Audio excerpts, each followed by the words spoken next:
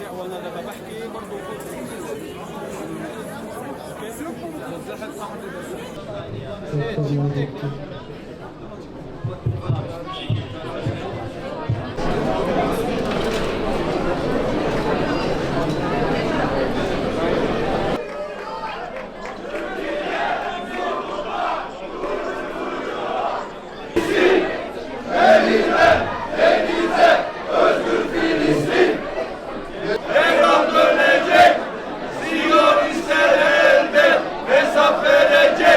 mutlaka bu katil sürülerinin yaptıkları yanlarına kalmayacak.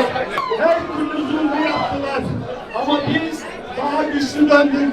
Daha fazla bunların karşısına dikileceğiz. Uluslararası sular da bize müdahale ettiler. Bu katil sürülerinden uluslararası toplum hesap sormalı. Uluslararası hukuk hesap sormalı. We were tortured, we were beaten, we were injured, but we never forgot the suffering of the Palestinian people. Biz alıkonulduk, hakaretler gördük, kötü muamele gördük ama Filistinlerin yaşadığı huzurunu asla alınmadık. We will not give up. We are planning to return the Global Samut Flotilla and the Freedom Flotilla Coalition together and the 1,000 Magdalenes. Ve her ne olursa olsun, Nazım Madde ile beraber, Özgürlük Bürosu Koalisyonuyla beraber, Küresel Sulh Bürosu ile beraber tekrardan yola çıkacağız. Şu an tüm dünya barışı İsrail terörüyle, İsrail korsanlığıyla karşı karşıya kalmıştır.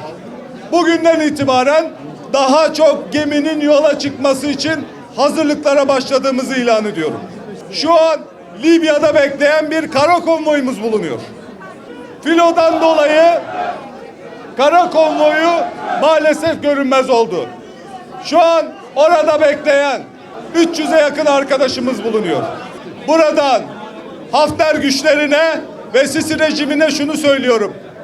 Gazze'ye giden bu insani yardımların, bu ambulansların önünde engel olmayın.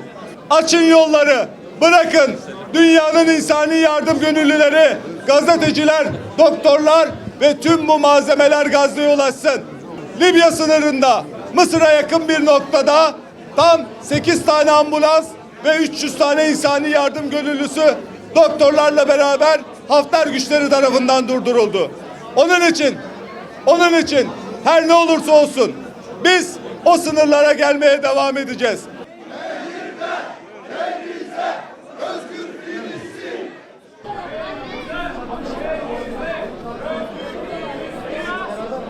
Onların yaşadıkları yanında biz ancak fragman denilebilecek bir şey.